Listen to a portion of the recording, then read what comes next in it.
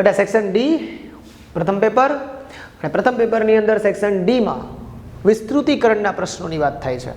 આપણા પેપરનો સૌથી વધારે વિસ્તૃતીકરણ વાળો જે ભાગ કહેવાતો હોય એ જ ભાગ કયો છે તો કે સેક્શન ડી છે। અને સેક્શન ડી ની અંદર તમે ધ્યાનથી જોશો એટલે તમને તરત ખબર પડશે કે સેક્શન ડી ની અંદર આપણો પહેલો પ્રશ્ન છે વૈદક વિદ્યા અને શૈલ્ય ચિકિત્સા વિશે માહિતી આપો। એટલે આપણને અંદાજ આવી જાય કે મોટાભાગે પાંચમા પ્રકરણની અંદરથી આપણને લોકોને વિશેષ 4-4 માર્કના પ્રશ્નો પૂછવાની શક્યતાઓ સૌથી વધુ છે।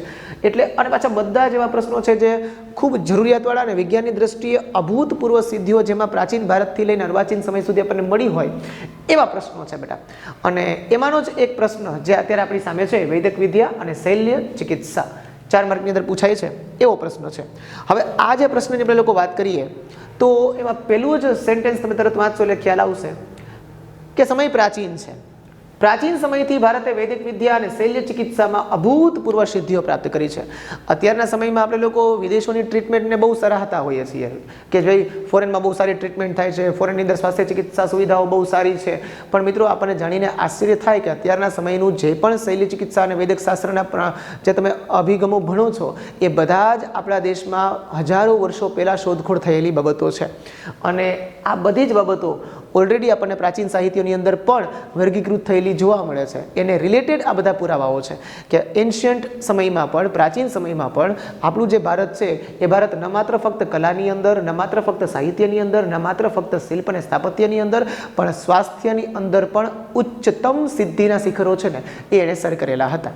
જેમ કે ભારતીય વૈદક શાસ્ત્રના મહાન પ્રણેતાઓ મહર્ષિ ચરક અને સુશ્રુત તથા વાઘભટ્ટે પોતાના સંશોધનોથી વૈદક શાસ્ત્રના ઉચ્ચતમ શિખરો સર કર્યા છે। આ ત્રણેય આપણા દેશની અંદર સ્વાસ્થ્ય ચિકિત્સાના પિતાઓ કહી શકાય બેટા, કારણ કે એમણે જે સંશોધનો કર્યા છે ને એ જ સંશોધનોને કારણે આપણી ચિકિત્સા પદ્ધતિ છે એ આટલી ઉત્કૃષ્ટ અને સારી બની છે। જેમાં સૌથી પહેલી વાત લઈ શકાય મહર્ષિ ચરક। અને મહર્ષિ ચરક એટલે ચરક સંહિતા નામના ગ્રંથમાં જેમણે 2000થી વધુ વનસ્પતિ ઔષધિઓનો ઉલ્લેખ કરેલો છે। આપણે આયુર્વેદ તરીકે પણ જેને ઓળખીએ છીએ કે આપણા આયુર્વેદની અંદર આપણને મોટાભાગે 2000થી વધારે વનસ્પતિ ઔષધિઓનો ઉલ્લેખ જોવા મળે છે। અને આ આયુર્વેદ લખવાવાળા કોણ તો કે છે મહર્ષિ ચરક। એવા જ છે મહર્ષિ સુશ્રુત બેટા। મહર્ષિ સુશ્રુત એટલે કોણ તો કે મહર્ષિ સુશ્રુત એટલે શૈલ્ય ચિકિત્સા વિકસાવનારા મહાઋષિ અને જેમણે પોતાના અનુભવો ઉપરથી પોતાના સંશોધનો ઉપરથી જે એક પુસ્તક લખ્યું છે એને કહેવાય છે સુશ્રુત સંહિતા। અને આ સુશ્રુત સંહિતામાં એમણે ઓછામાં ઓછા 127 એવા સાધનોનો ઉલ્લેખ કરેલો છે જે માથાના વાળને ઊભો ચીરીને 2 ભાગ કરી શકતા હતા। ખાલી તમે વાંચો તો તમને અંદાજો આવે કે એ સમયની અંદર આપણે નેનો ટેકનોલોજીથી પરિચિત હતા એવો પ્રશ્ન થાય બેટા। કારણ કે નેનો ટેકનોલોજીથી પરિચિત થયા છે ને કઈ ઝાઝા વર્ષો નથી થયા, વધારે વર્ષો નથી થયા, તો એ તો નેનો ટેકનોલોજી જેવી વાત છે। આપણા માથાના વાળ કેટલો પાતળો હોય છે, એ પાતળા વાળને તમે ઊભો ચીરીને 2 ભાગ કરી દેવો એટલે એ કેટલું તીક્ષ્ણ ઓજાર હશે। તો એવા પ્રકારના સાધનોનો તે સમયે ઉપયોગ થતો હતો ચિકિત્સા માટે। તો તમે વિચાર કરો મિત્રો કે ઓપરેશન થિયેટરની અંદર અત્યારના સમયમાં નેનો ટેકનોલોજીથી બનેલા ટૂલ્સ જે આપણને જોવા મળે છે, સાધનો જોવા મળે છે, એ સાધનો આપણા દેશમાં હજારો વર્ષ પહેલાં બની ગયા છે મિત્રો। અને એમનાથી આપણા દેશમાં ઓપરેશનો છે એ તે સમયમાં સક્રિય થતા હતા અને પાછા સક્સેસ પણ થતા હતા, સફળ પણ થતા હતા। વાઘભટ્ટ સંહિતા પણ એવો જ મહત્વનો ગ્રંથ છે।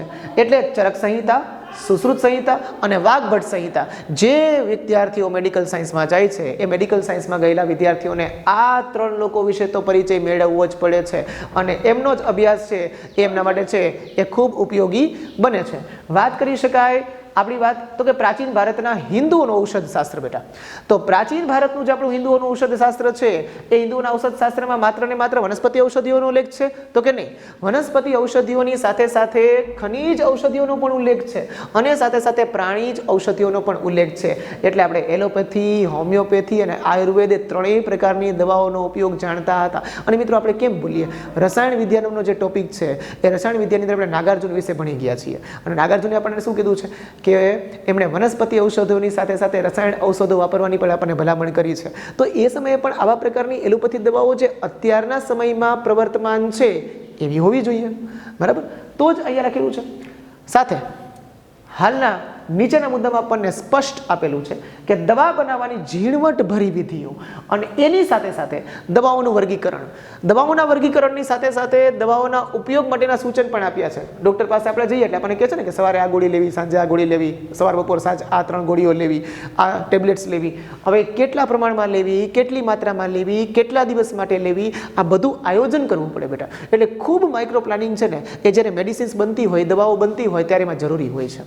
તો આટલું બધું ઝીણવટ ભરેલું જે જ્ઞાન છે એ જ્ઞાન તે સમયની અંદર પણ આપણને જોવા મળતું હતું, જે અત્યારના સમયમાં આપણે એને ફોલો કરી રહ્યા છીએ, આપણે એના પથ ઉપર ચાલીએ છીએ.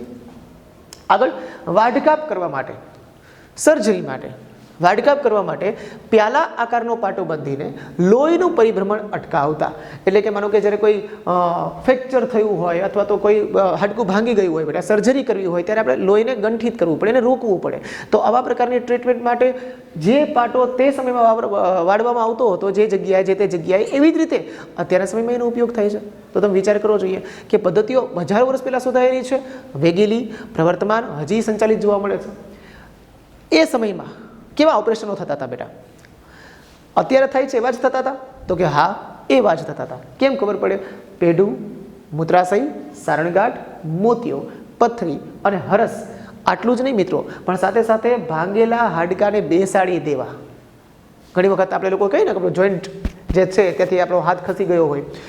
શરીરમાં ઘૂસી ગયેલા પદાર્થોને બહાર કાઢવાની તમામ બાબતોમાં ભારતીયોની નિપુણતા હતી. યુદ્ધો હતા તે સમયની અંદર, તો ભાલાઓ, તીર, એને કારણે કટ લાગતી, તીરો ક્યારેક ક્યારેક છે શરીરમાં બટકી જતા, તૂટી જતા, તો એને પણ કુશળતાપૂર્વક શરીરમાંથી કેમ ખેંચવા, એવી બધા જ પ્રકારની વિધિઓ છે એ આ લોકોને આવડતી બેટા.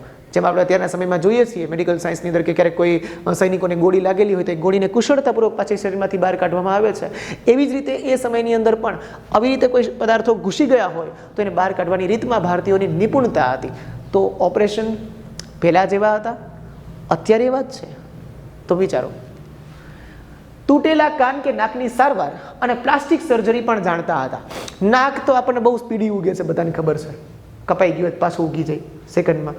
એ ટ્રીટમેન્ટની વાત નથી થતી. પણ અહીંયા કાન, નાક, ગળાની સર્જરી જે છે એ પણ સારી કરતા. પ્લાસ્ટિક સર્જરી બેટા, પ્લાસ્ટિક સર્જરી એટલે તદ્દન નવો ચહેરો, અને એ નવો ચહેરો છે એ લોકોને કેવી રીતે આપવો એની ટ્રીટમેન્ટ પણ એ લોકો પાસે હતી. મૃત શરીરના વાઢકા, માનો કે બધી ટ્રીટમેન્ટ આપવી કેમ પડે? કાંઈ બોલીને તો થઈ નહીં શકે. તમે કોમ્પ્યુટરનું નોલેજ લ્યો અને પછી તમે કોમ્પ્યુટરને પ્રેક્ટિકલ મોડ ઉપર ચલાવો ત્યારે તમને કોમ્પ્યુટરના વાસ્તવિક અનુભવની ખબર પડે. એવી રીતે તમે લોકો જ્યારે સર્જરીનું નોલેજ લેતા હો બેટા, તો સર્જરીનું બુકી નોલેજ તમે લોકો જ્યારે લ્યો એના કરતાં સાથે સાથે તમે એનું પ્રેક્ટિકલ જુઓ અને પ્રેક્ટિકલ તમે હાથે કરો તો તમને ખ્યાલ આવે, તો તમને એનો અનુભવ થાય કે મારે આગળ જતાં મેડિકલ લાઇન્સની અંદર મારે એક ડૉક્ટર તરીકે કયા પ્રકારની સર્જરી કરવાની છે, એ સર્જરી હું કઈ રીતે કરી શકીશ. તો એના માટે શું કરતા? તો કે પ્રેક્ટિકલ નોલેજ આપવામાં આવતું. હા, મૃત શરીર ઉપર આપવામાં આવતું, મૃત શરીર ઉપર ચીરફાડ કરવામાં આવતી. જેમ આપણને ખબર છે કે હાલના સમયમાં પણ મેડિકલ કોલેજોમાં શું થાય છે કે તો કોઈ ભાઈ બોડી ડોનેટ થાય છે બેટા, મૃતદેહો ડોનેટ થાય છે અને ત્યાં બાળકો છે એ એમના શરીર ઉપર જે તે સમયે શીખી શકે છે, એટલે એક મોક પ્રેક્ટિસ કરી શકે છે. હવે એટ ધેટ ટાઈમ તો આ પરિસ્થિતિ છે, પણ તે સમયે કદાચ ત્યારે કોઈ મૃતદેહ અવેલેબલ ના હોય, એની પાસે ન હોય, તો એ શું કરતા? તો કે એ સમયની અંદર મીણનું પૂતળું બનાવતા આખે આખું, અને મીણનું પૂતળું બનાવીને એની ઉપર એ ઓર્ગન જે અવયવ છે અવયવનું વાસ્તવિક છાપ ઊભી કરી અને પછી છે ને એમાં ઋષિ સુશ્રુત એના પોતાના શિષ્યોને શીખવાડતા. આગળ પ્રસૂતિ વખતના પણ જોખમી ઓપરેશનો એ તે સમયમાં કરી શકતા હતા બેટા. ડિલિવરી કેસીસની અંદર ઘણી વખત ક્રિટિકલ કેસ થઈ જાય છે, તો એ પ્રકારના ઓપરેશનો કઈ રીતે કરવા, એમાં ત્વરિત નિર્ણય શું લેવો, ડિસિઝન કયા પ્રકારનો રહેશે આપણો, આ બધું જ રોલ પ્લે એ સમયમાં પણ થતો. રોગોના કારણો જાણવામાં આવતા. તેઓ સ્ત્રી તથા બાળ રોગોના પણ નિષ્ણાંત હતા બેટા. મોટાભાગે ગાયનેક પ્રોબ્લેમ્સ ઘણા બધા પ્રકારના હોય, અને સૌથી અઘરો ડૉક્ટર એ કયો છે? તો કે બાળકોનો છે બેટા. કારણ કે મોટા વ્યક્તિઓ તો કહી તો શકે કે ને કયા કયા પ્રકારના દ્વિધાઓ અનુભવાય છે અને પ્રોબ્લેમ શું થાય છે એ કહી શકે છે, પણ નાના બાળકો તો કાંઈ બોલી શકતા નથી. તો હવે એમને રોગને ઓળખીને એની સારવાર કરવી એ સૌથી જટિલ વસ્તુ થઈ શકે. તો આ જટિલ બાબતોમાં પણ આપણા ડૉક્ટરો તે સમયની અંદર ખ્યાતનામ સ્થિતિમાં હતા બેટા. રોગના કારણો જાણવાના, રોગના ચિહ્નોનું વર્ગીકરણ કરવાનું અને તેનું નિદાન કરવાનું, સાથે સાથે રોગ મટ્યા પછી પાડવાની પરેજી પણ તેઓ આપતા. આ ચારેય વસ્તુઓ મહત્વની છે બેટા, કારણ કે રોગના કારણોને પહેલાં ઓળખવા પડે કે કયા કારણથી રોગ થયો છે, તો જ એના પછીનું નિવારણ થાય. ચિહ્નો કેવા દેખાય છે? માથું દુખે છે, તાવ આવે છે, શરદી છે, ઉધરસ છે, બધે ચિહ્નો જોવાના. સાથે સાથે પછી નિદાન ડાયગ્નોસ્ટિક્સ એટલે કે નિદાન કરવાનું અને પછી શું કરવાનું તે રોગ મટ્યા પછી પાડવાની પરેજી કે હવે તમને બીજી વખતે રોગ ન થાય એટલા માટે થઈને તમે કયા પ્રકારની બાબતોનું ધ્યાન રાખશો. તો આ બધી વસ્તુઓ છે ને ત્યાંની સાથે અટેચ થયેલી છે.